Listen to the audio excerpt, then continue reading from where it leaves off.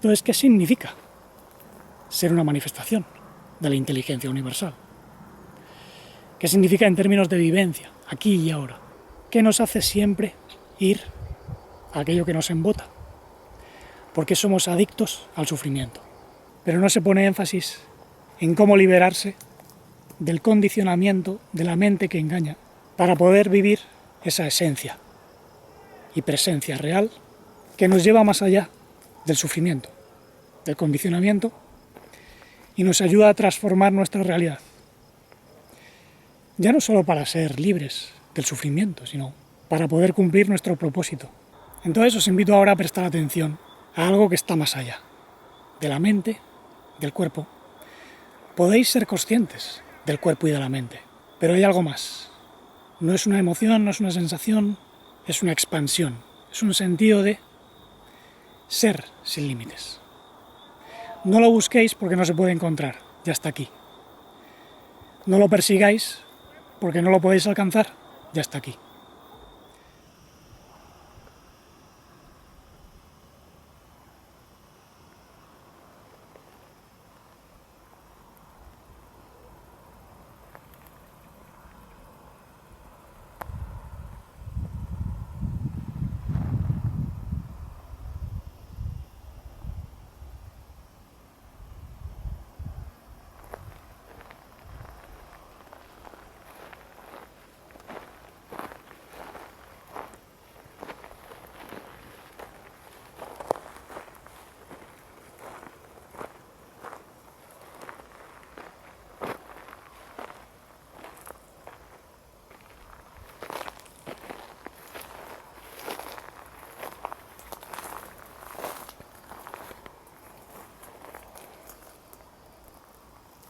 Bienvenidos nuevamente al espacio en armonía.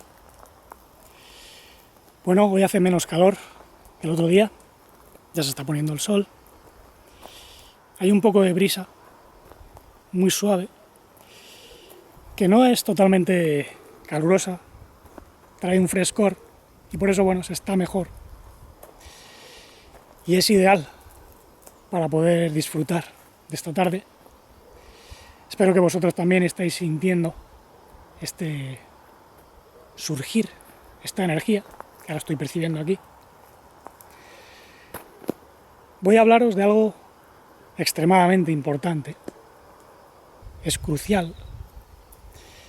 Siempre vuelvo una y otra vez a este tema que conocí ya hace muchos años, pero sobre el cual siempre descubro nuevos matices.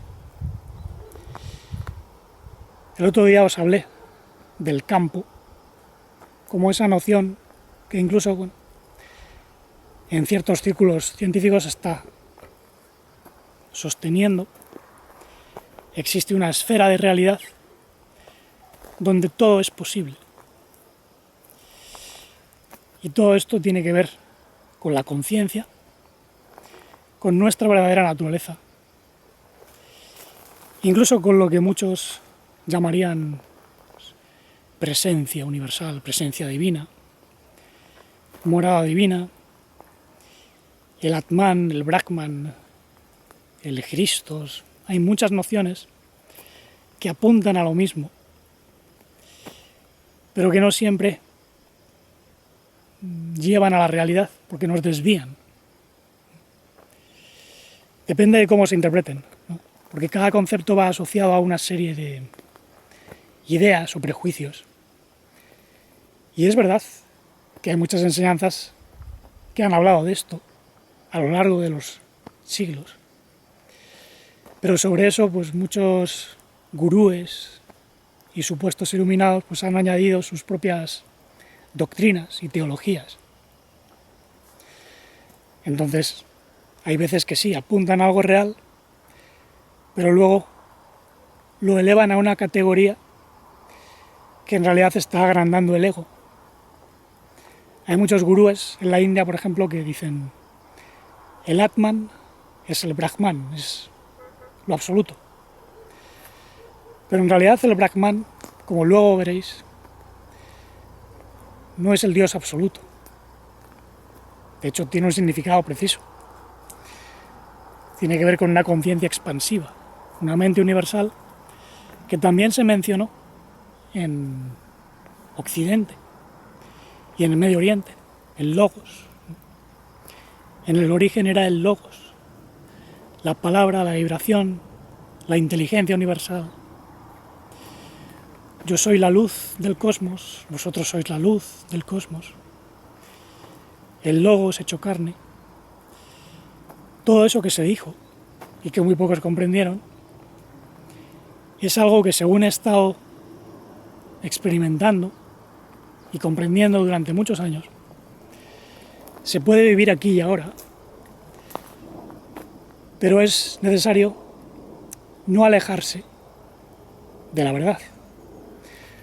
Porque el hecho de que nosotros tengamos participación en la mente universal o en la mente divina no quiere decir que nosotros seamos Dios o Dios absoluto. Hay algunos gurúes a los que les llaman Dios manifestado. Santos de la India, como Ramana Maharshi, son considerados como la manifestación de Dios. Y bueno, depende de lo que entiendas por Dios, ¿no? Yo pienso que somos una manifestación de la inteligencia universal o el hombre universal cuando estamos afinados realmente. Entonces, ¿qué significa ser una manifestación de la inteligencia universal? ¿Qué significa en términos de vivencia, aquí y ahora? Sobre esto, pues habréis oído mucho, especialmente los que buscáis en enseñanzas antiguas. Conoceréis, imagino, pues el budismo, el brahmanismo, el Vedanta Advaita, las enseñanzas de Occidente, el hermetismo, por supuesto, el gnosticismo, en Medio Oriente, ¿no? Los cristianismos, todos los que hay muchos, la cábala. Y es verdad que todos ellos manejan nociones que son compatibles. En muchas ocasiones hacen alusión a lo mismo y pocos se ponen de acuerdo porque discuten en si esto es esto o lo otro. Pero no se pone énfasis en lo real, que es aquí y ahora, en cómo liberarse del condicionamiento de la mente que engaña para poder vivir esa esencia y presencia real que nos lleva más allá del sufrimiento, del condicionamiento y nos ayuda a transformar nuestra realidad. Ya no solo para ser libres del sufrimiento, sino para poder cumplir nuestro propósito en la vida, ser una luz en un mundo de caos, de tinieblas. Pienso que parte de nuestro propósito es ese. De lo contrario, algunos no habríamos venido. Recuerdo haber estado muy a gusto en un océano de luz. Y ahí podría haberme quedado, seguramente, pero ¿qué sentido tendría? Digamos que la luz tiene que venir a la oscuridad, barrer la ignorancia, iluminar, elevar esta vivencia. Porque aunque esta vivencia sea dolorosa muchas veces, tiene valor. Esto es lo que yo no veo, por ejemplo, en ciertas filosofías nihilistas extremas, como algunos budismos, donde se dice que este mundo pues, es una ilusión, es impermanente, y que la misión o destino del iluminado, del ser humano iluminado, es disolverse en ese vacío universal. Pero aparte de que eso no es lo que enseñó el Buda, el despierto, eso lleva a muchos problemas. Porque la vida no consiste en disolverse.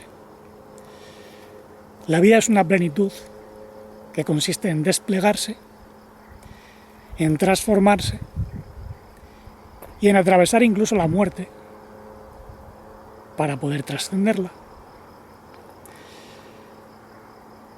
Entonces aquí tenemos que darnos cuenta de qué es lo que realmente está en juego.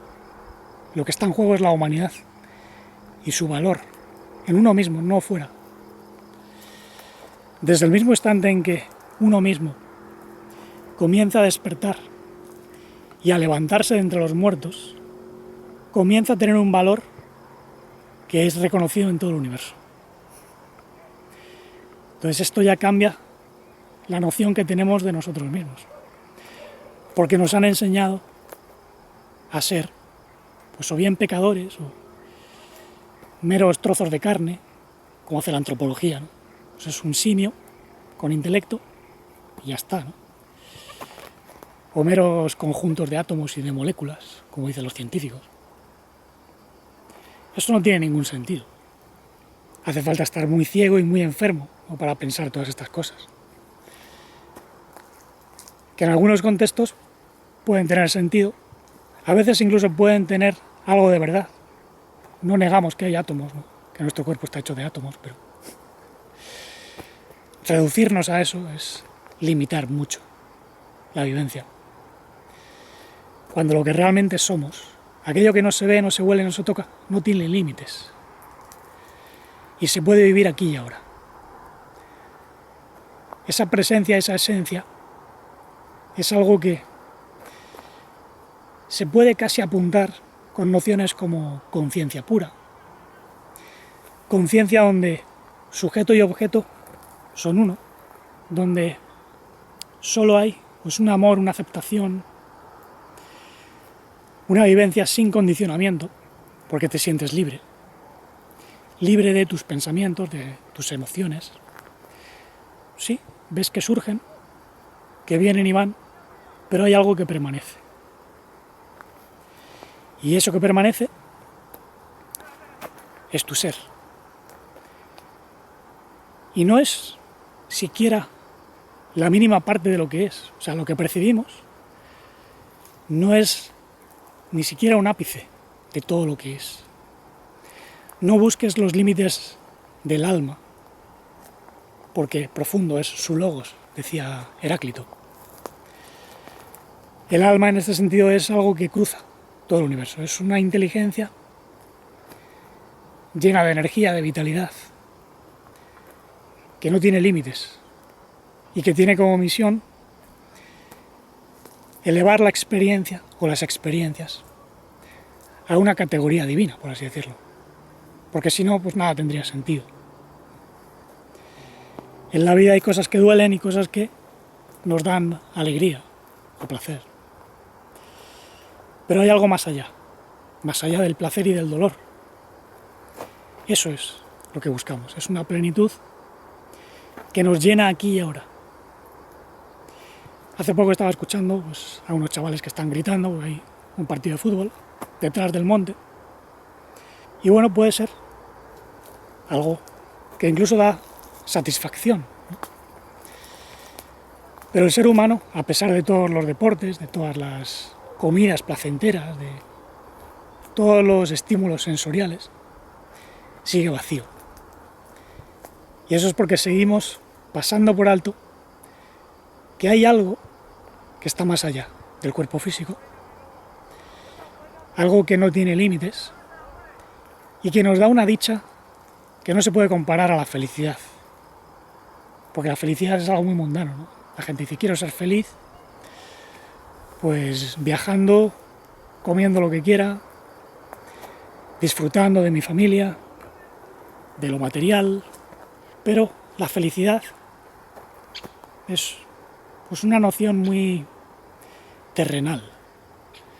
Nosotros buscamos algo más celestial, por así decirlo. Es como bajar el cielo divino a la tierra. Y así es, está aquí. Lo que pasa es que normalmente no lo percibimos. Entonces la cuestión es, ¿qué nos hace siempre ir a aquello que nos embota? Porque somos adictos al sufrimiento.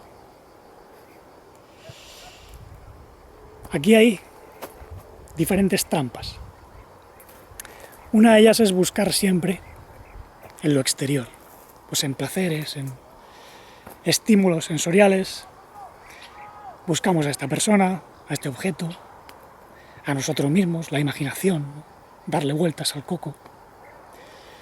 Pero ahí no se encuentra la verdad.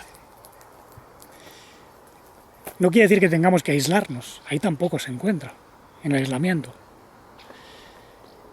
La verdad siempre está aquí y ahora, no hace falta retirarse del mundo. Hay unas aguas que sacian la sed. según venía caminando a este punto, venía meditando sobre el pasaje de la samaritana sacando agua del pozo y encontrándose con el maestro, Yeshua, Jesús, como lo queráis llamar. Y me vino una intuición increíble, porque no consiste en negar la mente o los pensamientos o las ideas. La verdad puede incluir todo eso, pero debemos ser muy vivos, ir más allá de lo aparente. En esta historia, la mujer samaritana de algún modo representa algo en nosotros. No es simplemente una mujer, ¿no? Ella está sacando agua del pozo de Jacob. Y el maestro le dice, mujer, dame agua. Y ella dice, pero bueno, tú como siendo judío me pides agua, a mí que soy una mujer y samaritana. Y él dice, si supieras quién te pide agua, no preguntarías eso e incluso pedirías agua, porque yo tengo unas aguas que sacian la sed, por siempre. Estas aguas de Jacob, que las habéis estado bebiendo siempre, no sacian la sed. Es decir, el maestro está pidiendo una comunión, una interacción. Nosotros hemos de buscar agua en algo más profundo que un mero pozo externo. El pozo de Jacob también puede representar un estado de conciencia, como por ejemplo Tiferet. Tiferet, que es la esfera representada por Jacob o Jacob en la Cábala, es de algún modo una armonía, pero esa armonía puede estar incompleta. Y aquí es donde vino la iluminación, porque en la historia la mujer samaritana le dice, yo quiero de esas aguas que sacian la sed por siempre. Y él dice, vale, llama a tu marido. Y ella dice, pero no tengo marido. Y él contesta, efectivamente, es lo único cierto que has dicho, porque los 5 maridos que has tenido no son tu verdadero marido, y el que tienes ahora tampoco lo es. Es decir, hace alusión a 6 maridos que no son sus maridos. Entonces me vino una intuición. Me di cuenta de que esos 6 maridos que no son su marido son los 6 sentidos del mundo, es decir, los 5 sentidos carnales y el sentido psicológico, o bien las 6 sefirot centrales del árbol del conocimiento, Gesed, Geburah, Tiferet, Netzach, Hod y Yesod, que representan, sí, pues, manifestaciones de expansión, felicidad, misericordia, fuerza, disciplina, belleza, placer, sentido de belleza, análisis mental, vitalidad. Sí, todo eso es parte de la vida. Pero todo eso nos deja vacíos. Yo pienso que Tiferet, como belleza, puede ser una puerta a lo que está más allá. Es decir, ver algo hermoso, pues a una mujer hermosa o a una persona, por ejemplo, que se manifiesta de modo hermoso, una pieza de música, escuchar una pieza de música hermosa, todo eso puede llevar a algo que lo trasciende. Pero para eso debe estar presente el maestro. Por eso el maestro decía que ninguno de esos maridos es tu marido. No hemos venido a casarnos con el mundo. Incluso los samaritanos tenían 5 dioses a los que adoraban. Por eso el maestro le dice, en verdad te digo que llegará el día en que ni en este monte ni en Jerusalén adoraréis al Padre. El Padre, que es la fuente universal de vida, no se puede adorar en un mundo caótico, lleno de división. El verdadero Dios no mora en templos hechos por mano del hombre. El verdadero Dios, en todo caso, mora en nuestra conciencia. O mejor dicho, el pensamiento divino mora en nuestra conciencia y de algún modo le permite a Dios conocerse a sí mismo. Somos, cuando estamos iluminados, la mente divina conociéndose a sí misma. Eso se aproxima más a la realidad. No decir simplemente, pues somos Dios, que es lo que muchos creen, ¿no? Porque el Dios verdadero, en su totalidad o en sí mismo, no puede verse, está más allá. Nadie ha visto a Dios, dice el Nuevo Testamento, el capítulo de Juan. El que mora en el seno del Padre le ha dado a conocer. El Padre, digamos que es la fuente, el Adán primordial o la mente divina antes de manifestarse. ¿Cómo? Manifestarse como vida, como amor, como una sustancia incluso. Ahí es donde muchas enseñanzas comienzan a filosofar, pero desvarían, porque no comprenden desde la vivencia. Es decir, todo esto que os estoy contando son intuiciones que me llegan en estado de presencia, no pensando simplemente o filosofando. Yo no hablo desde una filosofía en concreto, ni desde la filosofía cristiana o judía o budista, oriental en general. Es más bien reinterpretar ciertas enseñanzas desde la vivencia auténtica del aquí y ahora. Las he estudiado a todas y en su momento pues tuve mis creencias, pero después de tantos años pues hay cosas que las comprendo de un modo distinto ahora y puedo ver más allá de lo que ven muchos. Hoy en día hay de moda muchas enseñanzas, pero que a menudo son defendidas por gente que tiene muy poca experiencia, ¿no? Yo pienso que como mínimo tienes que tener 20 años o más para comenzar a comprender un poquito ciertas enseñanzas, ¿no? 20 años de experiencia, quiero decir, no 20 años de edad, ¿no? Yo llevo más de la mitad de mi existencia indagando sobre todo esto, ¿no? Y me he dado cuenta de que muchos de los obstáculos están en la mente, en las filosofías sobre qué es la realidad, los pensamientos sobre lo divino, porque nos enredamos en cosas que no son ciertas. En cuanto uno se identifica con algo, ahí ya lo ha perdido la realidad. Entonces la realidad es una mente no condicionada. Y fijaos, para mí esto es lo que significa realmente la expresión Brahman. Es curioso porque en inglés man es hombre, y Brahman desde mi punto de vista hace alusión al hombre universal, o la mente del hombre universal, que en la India también se conoce como Purusha, el espíritu universal que se separa de Prakriti, la materia.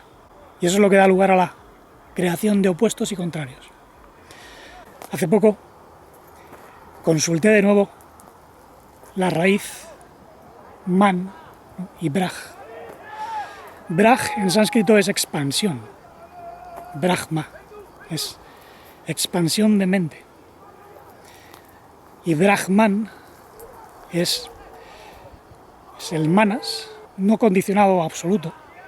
La mente expansiva que puede pues, trascender, incluir todo, como yo estoy incluyendo ahora mismo. Pues, el júbilo de los jugadores de fútbol. Hay unos chavales jugando al fútbol y están como locos, ¿no? Y bueno, no me molesta. Entiendo que ellos están disfrutando del viernes. Tienen una música que, bueno, normalmente pues no me gusta. Pero ahora digamos que no la juzgo. Simplemente pues acepto que esté de fondo. Porque ahora mismo estoy conectado a una mente que no juzga, que es expansiva, que es capaz de sentirse y expandirse a partir de todo lo que aparece, de todo lo que surge, sea bueno o malo, sea positivo o negativo, doloroso o placentero. Ahí está la clave.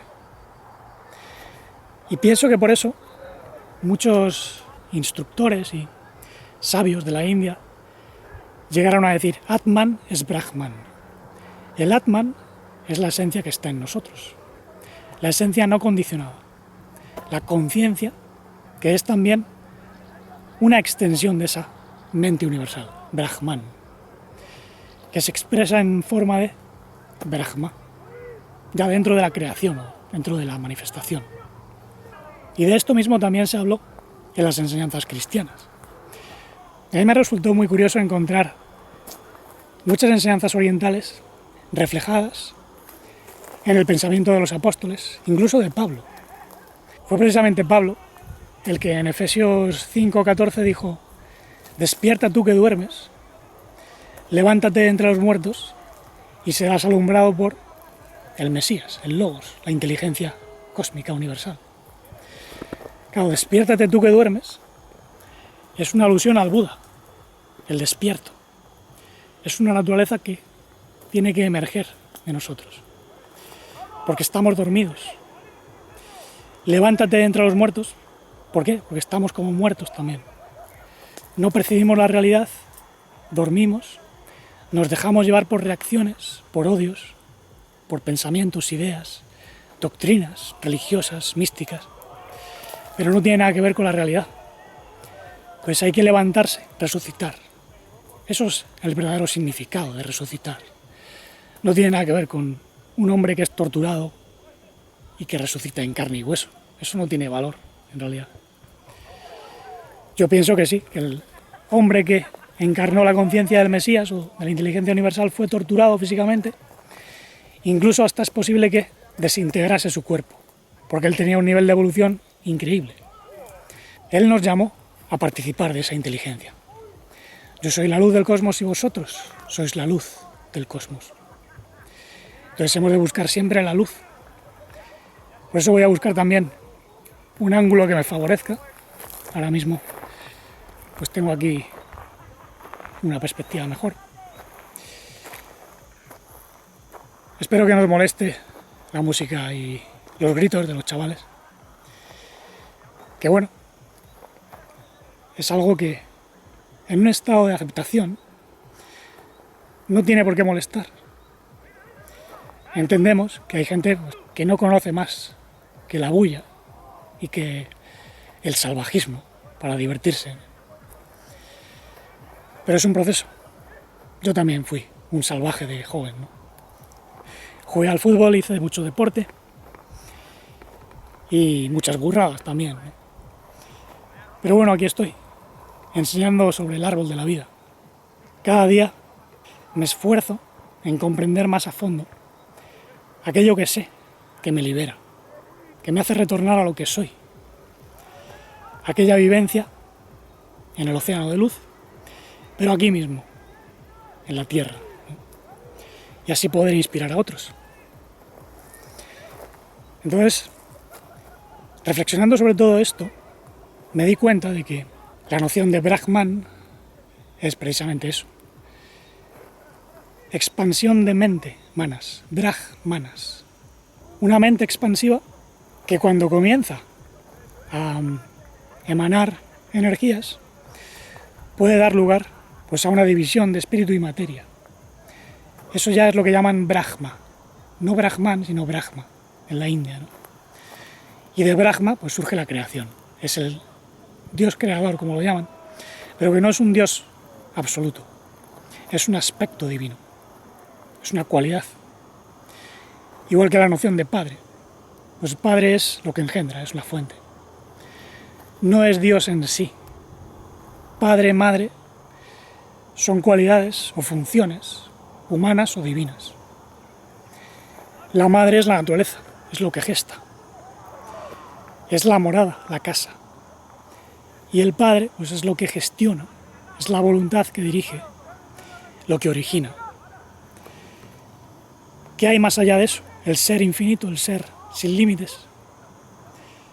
Eso no se puede definir, no se puede abarcar.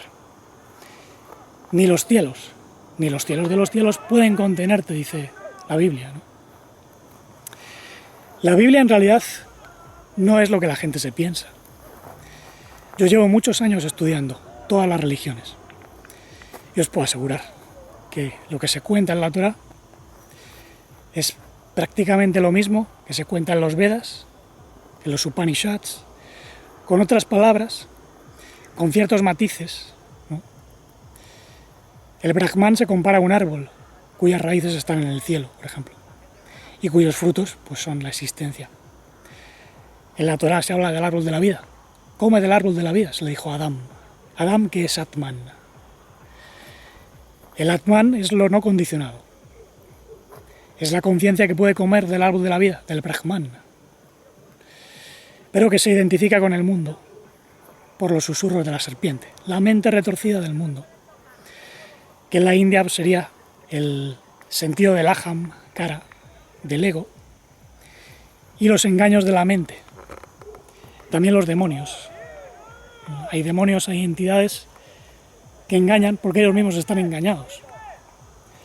Entonces todo eso forma parte de la serpiente, de las nagas, las serpientes de la sabiduría que engañan y que muchos yogis confunden con verdadera sabiduría, pero no son la verdadera sabiduría. Por eso es necesario reinterpretar ciertas enseñanzas antiguas desde la mente universal, para no ser engañados. Eso es lo que significa ser iluminados por el Mesías. A eso se refería Pablo. Pablo, que tiene una lectura mística, no la lectura religiosa que algunos plantean que no es adecuada.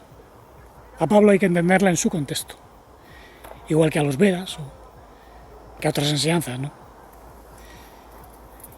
Y lo importante es encontrar la verdad en uno mismo. Es trascender aquello que nos engaña, aquí y ahora, para ser parte de la mente divina.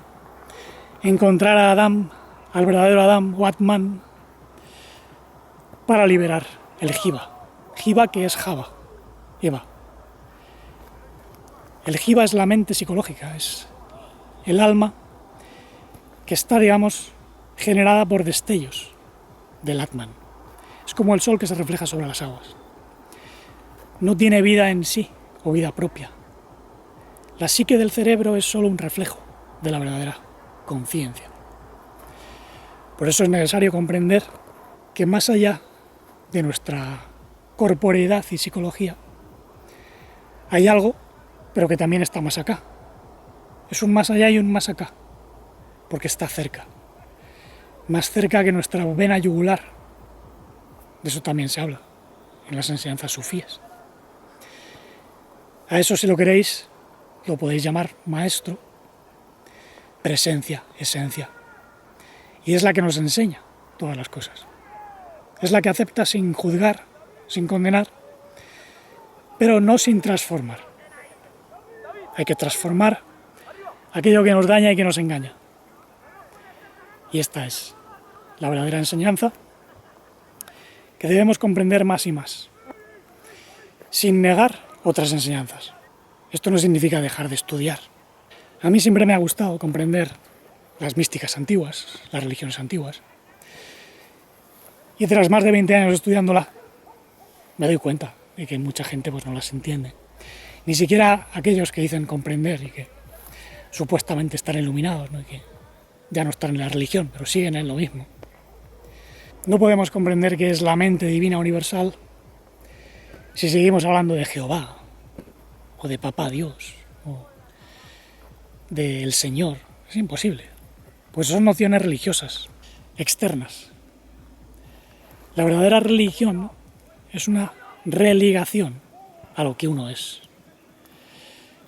Por eso, en la Biblia, por ejemplo, no se habla más que de uno mismo. La Biblia no es distinta a los Upanishads, pero debéis comprenderla en esa clave, en la clave del conocimiento interior, no en la clave de un Señor Dios que está ahí fuera. Eso no existe en realidad.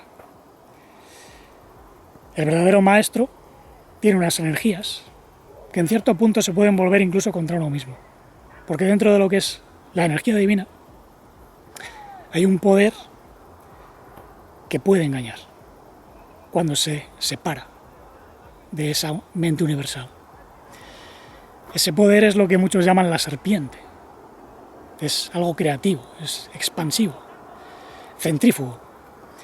Y esta es otra clave para comprender qué es lo que nos engaña. Debemos ir siempre hacia el centro. Es ser centrípetos. Hallar el centro a través de una inteligencia que discierne. Ese es el maestro. Entonces hay que volver a la unidad primigenia del Brahman donde el hombre universal o el Adán primordial es uno con su fuente primordial, que es el sin límites, que es el verdadero absoluto, no el atributo del absoluto, o los atributos del absoluto. Esto no lo oiréis decir en muchos lugares. Hemos de tener cuidado con lo que decimos y cómo lo decimos.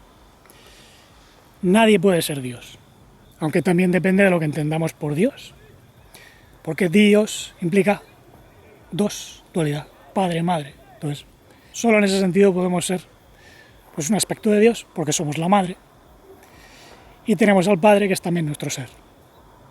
Somos engendrados por el Padre, Madre universales, y en ese sentido, pues, somos manifestaciones divinas universales. Entonces, todo tiene cabida, depende de cómo uno lo exprese. El lenguaje es relativo, lo esencial es la vivencia de la esencia, aquello que está más allá de las palabras, de los conceptos. Entonces os invito ahora a prestar atención a algo que está más allá, de la mente, del cuerpo. Podéis ser conscientes del cuerpo y de la mente, pero hay algo más. No es una emoción, no es una sensación, es una expansión, es un sentido de ser sin límites. No lo busquéis porque no se puede encontrar, ya está aquí. No lo persigáis porque no lo podéis alcanzar, ya está aquí. Es instantáneo, no requiere ni tiempo ni espacio, esa es la clave. Pero debéis ser muy vivos. La mente tiene que ser muy rápida, es una conciencia que trasciende la mente ordinaria, las emociones, los pensamientos. Es algo que cruza todo el tejido del universo. Pero bueno, no me quiero extender mucho más. Espero que os haya sido de ayuda. Ya seguiré profundizando, porque hay mucho. Cuando empiezas a volver a ti mismo desde este tipo de razonamientos más profundos, puedes disfrutar mucho más de esa serenidad, de esa expansión y a su vez de ciertas visiones holísticas. No hay nada malo en pensar siempre y cuando el pensamiento esté alineado con la verdad. Pero también hay tiempo para callar. Así pues, me voy a callar. Estoy viendo ahora un grillo volando. Escuchando a los chavales gritando también. Así que sigamos retornando a la esencia, recordándonos a nosotros mismos, sintiendo la expansión, limpiando mente, corazón y cuerpo, para poder vivir el amor sin límites, la vida no fragmentada, la conciencia integral y la serenidad dichosa e infinita.